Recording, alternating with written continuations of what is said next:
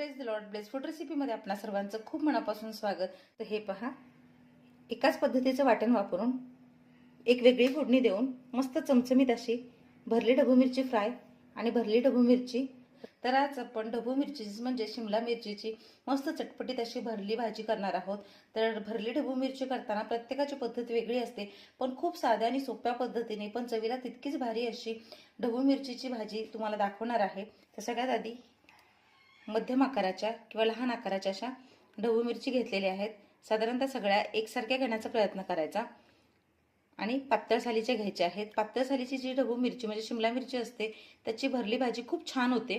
खूप जाड साली असल्या तर ती भाजी गोडसर लागते. तर यामधल्या बिया तुम्हाला आवडत नसतील तुम्ही काढून टाकल्या तरीही चालतील, पण मी बिया सकटच या ढबू मिरची आहे तशा घेतलेल्या आहेत. तर आतमध्ये किडा आहे की नाही ते बघून व्यवस्थित एकाला अशी एक मध्ये चीर मारलेली आहे. तर एका ढबू मिरचीची चीर मारून असे याला विभागून घेतलेलं आहे आणि हे पाण्यामध्ये ठेवलेलं आहे. तर यासाठी लागणारं स्टफिंग म्हणजे जे काही आपण यामध्ये मसाला भरणार आहोत तो कसा करायचा हे बघणार आहोत. तर इथे मध्यम आकाराच्या 8 ढबू मिरच्या आहेत. त्यानुसार इथे एक बारीक चिरलेला कांदा घेतलेला आहे, एक बारीक चिरलेला टोमॅटो घेतलेला आहे, ओलं खोबरं घेतलेलं आहे अर्धी वाटी, 2 चमचे कोल्हापुरी कांदा लसूण चटणी घेतलेली आहे, पाव चमचा गरम मसाला घेतलेला आहे, अर्धा चमचा मिरची पावडर म्हणजे बॅडगी मिरची पावडर घेतलेली आहे रंगासाठी, थोडीशी हळद घेतलेली आहे, अर्धा चमचा आलं लसूण पेस्ट घेतलेली आहे, चवीनुसार मीठ घेतलेलं आहे आणि शेंगदाण्याचं दरदरीत कूट घेतलेलं आहे. तर शेंगदाणे आम्ही सालीसकटच वापरतो, त्यामुळे इथे हे बघा जाडं भरडं असं सालीसकटच कूट घेतलेलं आहे. तर 8 मिरच्यांच्या अंदाजे इतकं प्रमाण मी घेतलेलं आहे. यामध्ये गरजेनुसार किंवा आवडीनुसार तिखट तुम्ही कमी जास्त देखील घेऊ शकता. तर कांदा टोमॅटो वेगळं भाजून घेण्यात वेळ घालवण्याची काहीच गरज नाहीये. आता हे सगळं आपण एकजीव करून घेणार आहोत. माझ्याकडे इथे कोथिंबीर संपलेली आहे. यामध्ये मस्त अशी हिरवीगार कोथिंबीर देखील घालायची आहे, त्यामुळे फ्लेवर छान येतो. त्या पदार्थाची रुचकरता तर वाढतेच, पण पौष्टिकता देखील वाढते. तर हे सगळं आधी हाताने छान असं चोळून मिक्स करून घेते. तर हे पहा, सगळे मसाले आणि सगळं साहित्य आपण एकजीव करून घेतलेलं आहे. तर बऱ्याच लोकांना हा प्रश्न पडेल की कच्चा कांदा घातल्यामुळे याला वास येतो का? तर अजिबात नाही. ज्यावेळेस आपण मिरची वाफवून घेणार, शिजवून घेणार, त्याचा कच्चेपणा पूर्णसा नाहीसा होतो. म्हणूनच सांगते, जोपर्यंत तुम्ही ही रेसिपी ट्राय करणार नाही तुमच्या लक्षात येणार नाही. तर अगदी घाईच्या वेळेस झटकीपट सगळे जिन्नस एकत्र करून मस्त भरली ढबू मिरची म्हणजेच भरली शिमला मिरची कशी करायची त्याची रेसिपी आज शेअर करते. हा मसाला म्हणजे हे वाटण वापरून किंवा हे स्टफिंग वापरून तुम्ही भरला दोडका, भरला बटाटा, भरले वांग देखील करू शकता. तर आता आपलं स्टफिंग तयार झालेलं आहे.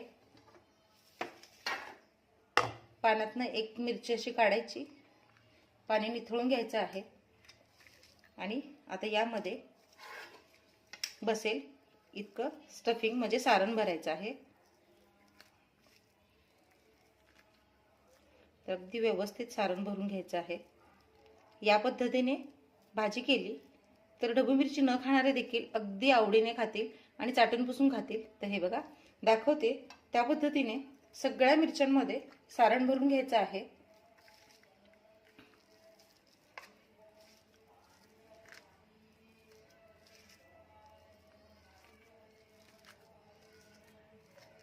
जी ही पोकळी असते त्यामध्ये छान असं दाबून दाबून सारण भरून घ्यायचं आहे.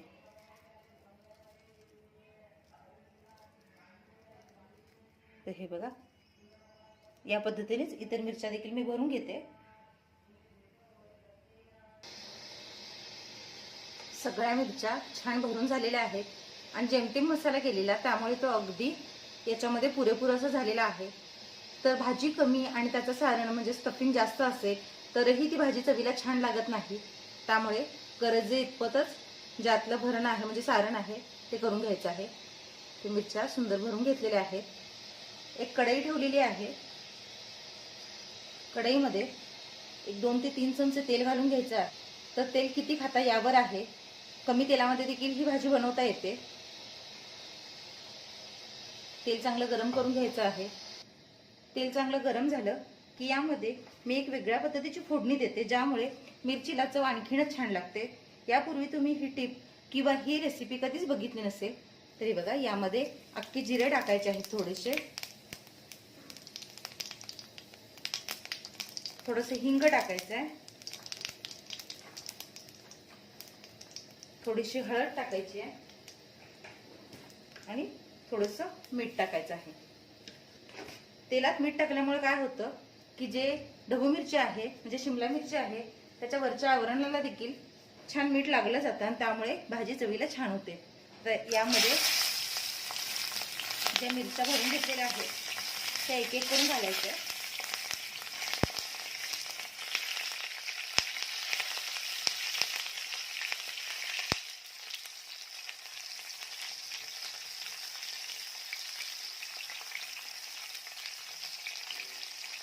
तर तेलाची चडचड तुम्हाला ऐकायला येते. तेल चांगलं गरम करून घ्यायचं आहे, यामुळे मिरची चवीला खूप छान होते.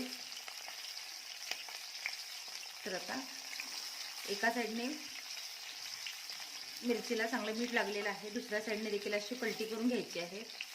तर लगेचच मिरचीचा रंग बदललेला आहे, बघू शकताय तुम्ही. याच पद्धतीने सगळ्या मिरच्या परतून घेते.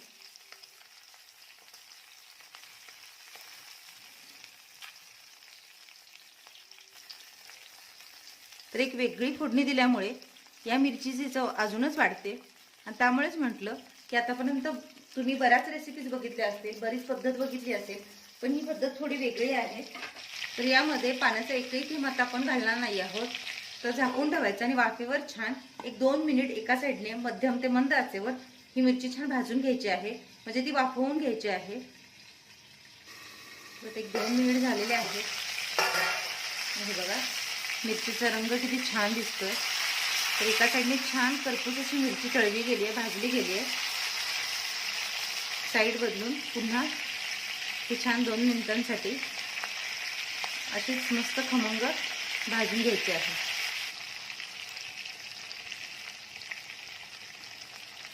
सगळ्या मिरच्या बाजू पलटी करून घेतलेल्या आहेत आणि बघूनच आणि वासानेच खावीशी वाटते. तर आता पुन्हा बाजू पलटी करून दुसऱ्या बाजूने देखील 2 मिनिट चांगलं वाफवून घ्यायची आहे, भाजून घ्यायची आहे, म्हणजे ती आतपर्यंत छान शिजली जाईल. ढबू मिरची शिजण्यासाठी अजिबात जास्तीचा वेळ लागत नाही आणि थोडी कच्ची अशी म्हणजे करकरीत अशीच ढबू मिरची खायला छान लागते. तर अतिही रंग बदलेपर्यंत किंवा खूपही अशी गुरगुरीत ती शिजवून घ्यायची नाहीये. तर हे बघा अजून एक 2 मिनिट झालेले आहेत आणि ढबू मिरची किती छान फ्राय झाली आहे, शिजली ते बघू शकता. तर जसं मी तुम्हाला सांगितलं, एक वेगळी फोडणी आणि एक वेगळी वाटण्याची पद्धत वापरून, वेगळं सारण वापरून एकाच वेळेस आपण भरली ढबू मिरची फ्राय आणि भरली मिरची कशी बनवायची ती बघणार आहोत. तर यातलं काय करणार आहे, ह्या मिरच्या छान अशा तळल्या गेल्यात, हे बघा फ्राय झाले.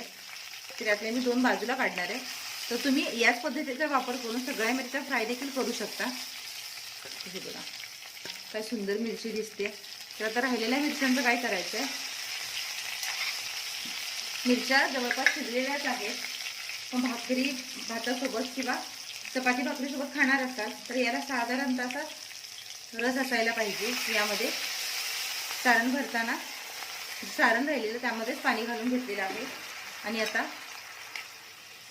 1 मिनिट ते 2 मिनिट या पाण्यामध्ये ही आपण छान शिजवून घेणार आहोत. तर हे बघा